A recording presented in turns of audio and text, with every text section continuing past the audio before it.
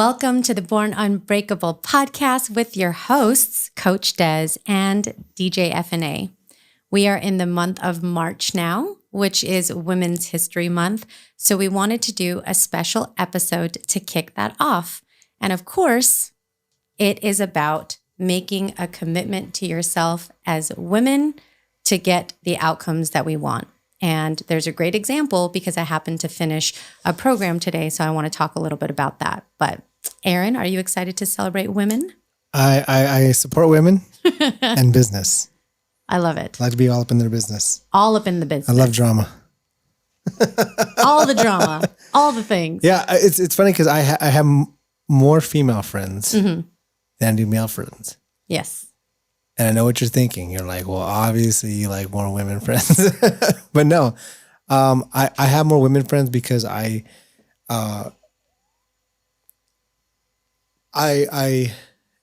really enjoy, for me, my whole life has been, if I learn the perspective of women, it'll make me a better man. Yeah. Like I feel like I can understand women more. So I love having female friends because they're my best teachers on how to be a better person, how to be a better man, how to understand women. Because once, men and women can get along better, things are like a lot smoother. You know what I mean? So I definitely support, I have no problem calling myself a feminist. I know that word is being kind of like misconstrued and flipped and used all kinds of ways, but the basic definition of feminism is, supporting equality amongst women. So, you know what I mean? I have a mom, I have a sister, I have a girlfriend, I have kids. They're all women. I all want them to succeed and have the best opportunities. So when it comes to stuff like this, I'm like, let's celebrate it. Let's encourage it, So, I mean, you're a professional woman, you're a businesswoman. I get a lot from you. You know what I mean? But this whole transformation to be doing this program, it's been so interesting to me because you're so little, and you're doing all this weight. Like you can bench, right? Like your own weight. Yeah, well, I can deadlift, which is a full 75 pounds. Yeah. Oh my gosh. Well, so let me highlight. Here's the point, of me sharing this program. It's about the fact that oftentimes women will put themselves last. And what I mean by that is they will prioritize because of their nurturing sense and because they just genuinely care about the people around them, put their spouse, their kids, their work, their colleagues, their friends, their parents first. And then where do you fall in the picture? And part of you being your best self is investing in you so all of those people can get the best of you. And, I was inspired when we did the Health is Wealth episode because I'm seeing the results of that now. And this program was 12 weeks. It was about building your strength beyond just losing weight because I had already achieved that goal the last time we had talked about that episode. So it wasn't about losing any more weight. It was about maintaining. And even for a small person like me, pushing those limits. I mean, going from 90 to fucking 75 pounds. But, but can you still ride the rides at Six Flags? Yeah. Okay, I still know. I know good. how to put toilet paper in my shoe to be tall enough to ride the rides. But it was at the beginning of 12 weeks. That's how long the transformation program was. Everybody had different goals. And mine was more about building muscle and developing habits more consistently. So even if I wasn't in a program, I understand macros enough, like the nutrients that I'm eating, to know what it's going to do to my body, right? I don't have to enter it into an app to figure all of that out. But okay, but look, here's the thing though, while you talking about all this, you're kind of a freak, okay? Because when you commit to something, you commit. You have a goal and you just seek it out, and you've just been like that your whole life. Okay. Most people, it's hard to stay committed, to especially working out and eating healthy and all that, when there's so much temptations, there's not enough time in the day, and now we're talking about women businesses. What about the women businesses that you run your own business? You have to take care of the kids. You have to, make sure your husband's happy. You know what I mean? do all this stuff. It's like, how do you find the day? How do you find the time to stay committed to something like that? Like, yeah, but you're making a great point, which is in your scenario, okay, that you just described, if my health was less than ideal, at some point the wheels will fall off the wagon because I'm not going to be giving it to my man the best it can be. I'm not going to be I'll be lethargic caring for the kids. And then I'm going to be like not doing good work product because I can't operate at the caliber that's necessary. And so my answer is to be intentional. You know, do I want to wake up at 4:45 to get out the door at 5:30 to do a 6 o'clock strength or at kickboxing class? Not always. What do you think most people like? How do you stay committed if you're not like that? Because we try to help people all the time, and most people that are listening to this are either they like listening to this because they feel like they're aligned and it's motivation, and there's some people that are trying to get motivated. Right. So usually the people that will like listen to this and hear you talk about working out and what you do and eating healthy, they'll be like, oh yeah, that's good because I'm kind of doing the same thing, and you know, I feel like I'm on the journey with Dez and somebody else. It's cool. People connect and they don't need the motivation. You know what I mean? They just get more of like the reassurance that they're doing good. Right. The other side is like, kind of like, how do I get off my ass and do this and keep doing it and keep doing it? And I just, a lot of people feel like I start and I can't finish. I start and I can't finish. So for you, when it comes to working out as a woman, a professional businesswoman, what are a couple things that women can do to stay on track and not derail? There are 3 simple things that I would say that you can do. Number 1 is set a goal. It doesn't even have to be plural. Just one goal. Work out twice a week. Lose 2 pounds in 1 month. Whatever it is for you, make it a SMART goal. Look that up. We're not going to talk about the definition, but make it practical, reasonable, time-bound. And then... But I forgot my kids had a PTA meeting. Yeah, but here's the thing. And I forgot my sister's going to be in town on the same day. So here's the bigger question, okay? Beyond that, because that will come up every day. There'll be a new thing that comes up every day. If you're willing to deprioritize all the time and it's the thing that falls by the wayside, it's not that important to you, period. It's just not. You're going to prioritize what matters to you, even if it means you starting once a week to do it. And if it means you have to get a trainer to do it, then fine. Set the goal. And if this is your first time embarking on this journey, or maybe you're reinvigorating like what I did when I shared my story, that I had a goal and a plan before and I fell off track and I needed to come back in line, then set it. The second thing that you do is track it. So like if the goal is to lose 2 pounds, track what you eat, weigh yourself every day, and start eating and behaving differently. And then the last thing, this is probably the most important of all the 3 things I'm going to tell you, is find accountability. It could, I'm not saying maybe you're like, this is not a seasoned girl where I can afford a trainer. You tripping. A friend. Yeah. Talk to a friend. Hey, I was supposed to work out. I didn't. And it's like, you need to find out for you, what is that thing that's going to bring you back to your North Star? What if you had that friend and she was like cool and motivated, and then she got a boyfriend, and then she's like, here's a cake. Preoccupied. Get a new freaking friend. No, but here's the thing that will help you when you think about accountability and evaluate the people you have in your life.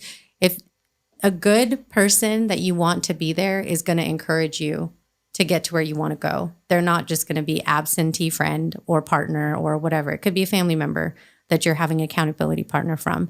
And it's going to make you evaluate the people that are around you. If they're not encouraging, motivating, supporting you, and elevating to push you, right? I talk about in my book, Savers, which is a person that supports you, aligns with you, value adds to your life, elevates you, and rises with you. Find that person. Yeah, it is, but there's so many fake ass bitches out there. I can't find any real friends. And you see what I'm trying to do? Yeah. I feel like I'm making an excuse for everything because this is what everybody goes through. It's like, yeah, but this, yeah, but that. And then, you know what I mean?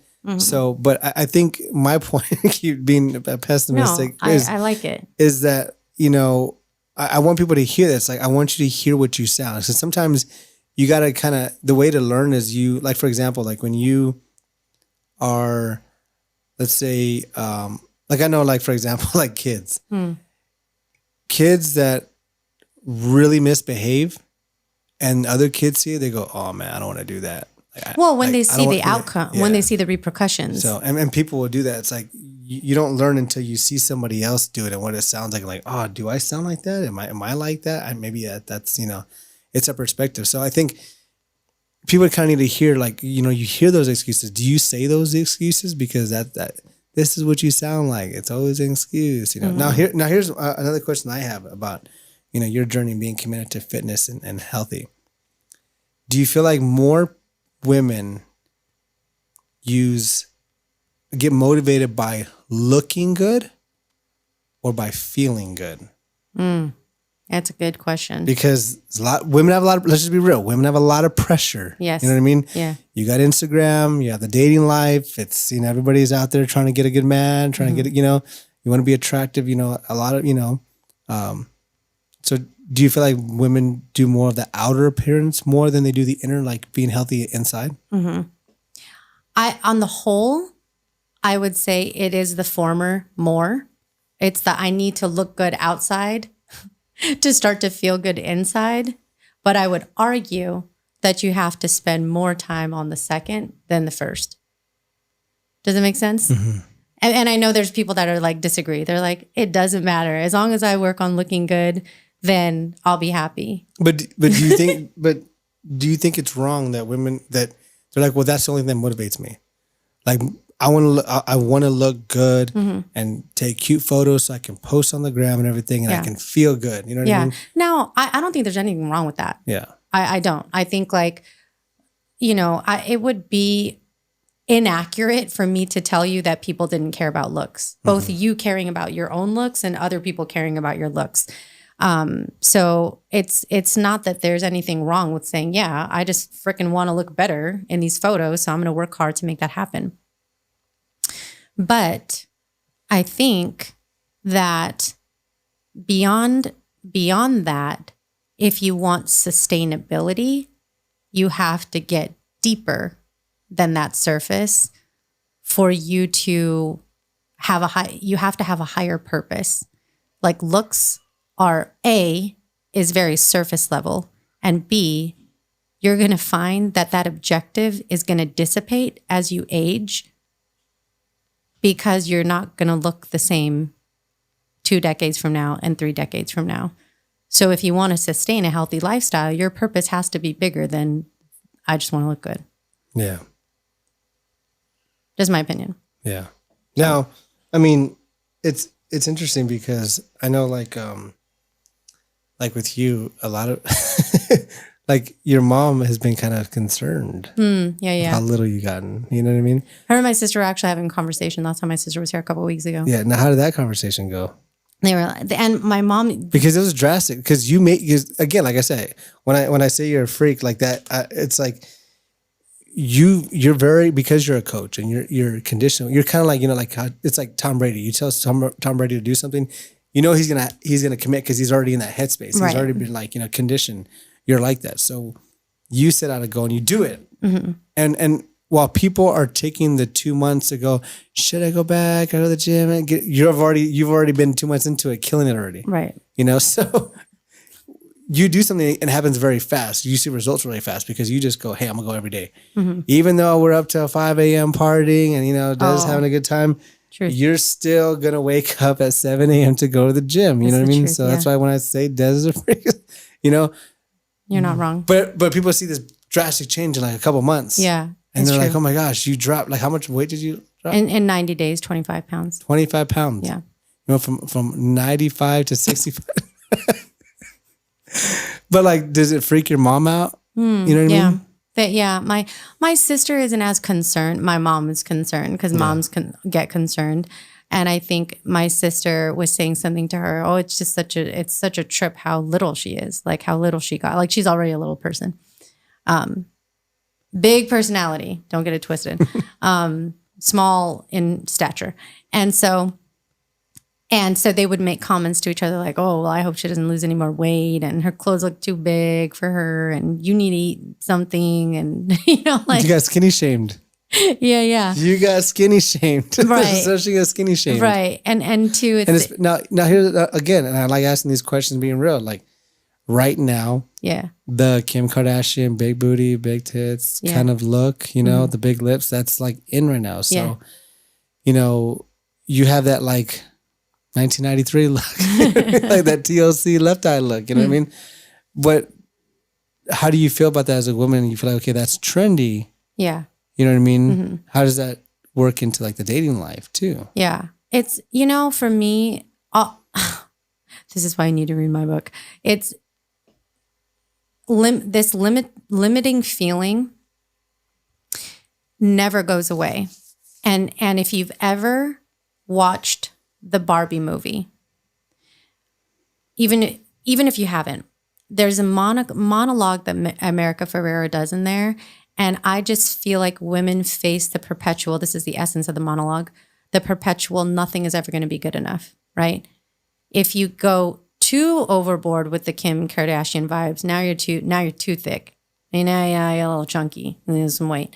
If you go too on the other side, now you're... Which I like. Yeah, but my point is it has to be for you first, and whatever else other people think and whatever the gram thinks or like your followers is secondary, because I can guarantee, and this is to my own defense of people's commentary towards me, is my health and my longevity is in a better place for my choices. And if I lose a follower or a person because they don't think my body type aligns with the masses and the trends, so be it. I mean, you're selfless. Basically, what you're saying is that when you talk about longevity, you're thinking about your pallbearers. Yeah. You want like 4. You want them to be able to like it's going to be more cost effective if I'm lighter for you to carry me than if I was bigger, and I would have to be more, I'd have to recruit more people to carry me down into the ground.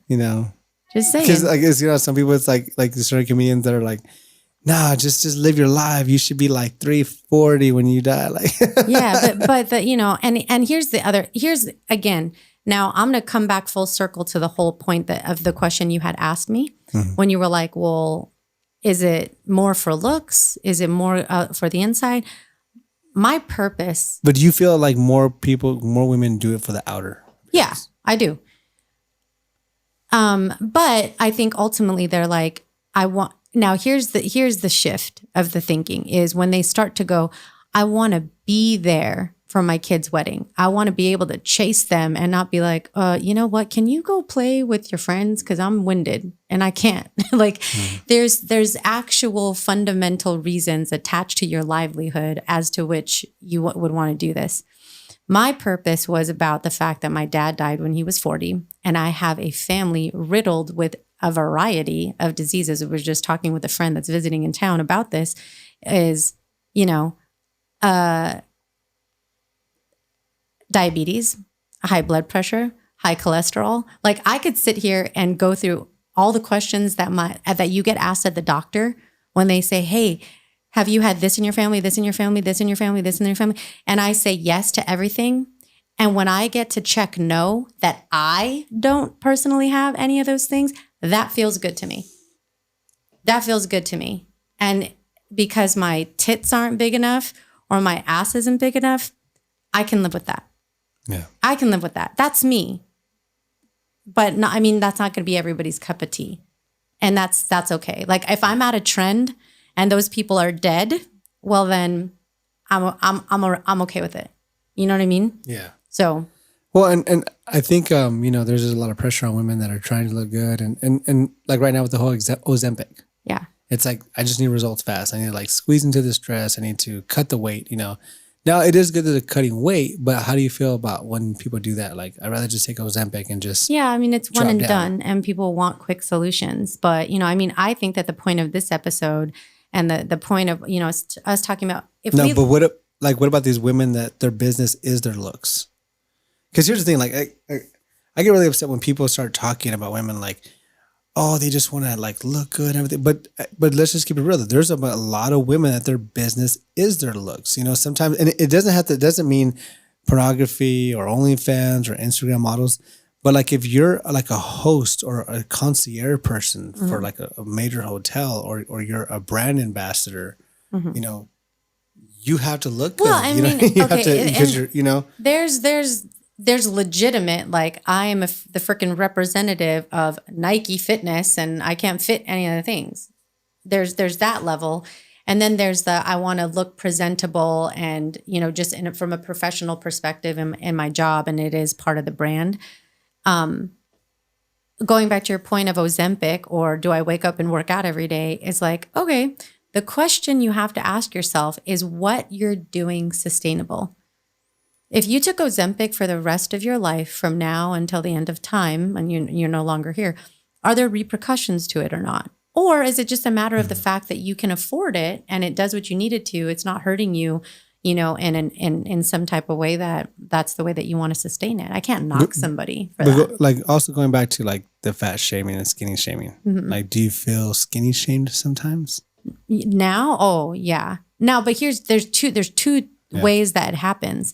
One is I feel skinny shamed more from the people that know me personally. And that's because they've seen what I look like. They are around me a lot more. All the people in my fitness community, I get complimented like crazy because they see me and they go, I want to achieve that goal. You freaking lost weight. I'm trying to freaking lose weight. I'm trying to get there. You can lift that much as a tiny freaking 4'11" person. You can lift that much. I want to do that. So to me, I'm like, whatever. I'm going to get judged from the people close to me anyways. And if I can be in communities where I can inspire, then that's my focus. Like I'm going to deal with the judgment no matter what. Now let's talk about the dating life. So how are you getting, what's the response, or, you know, the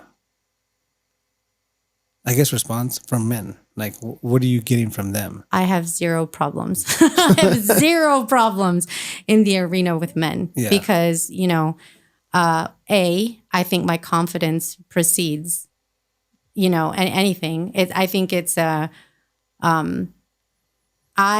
put more weight on my character and how I show up versus I think it's like my looks are secondary, and I know it's the reverse for a man. It's like, well, your looks are first, and then hopefully you're fucking smart and other things. And I get that.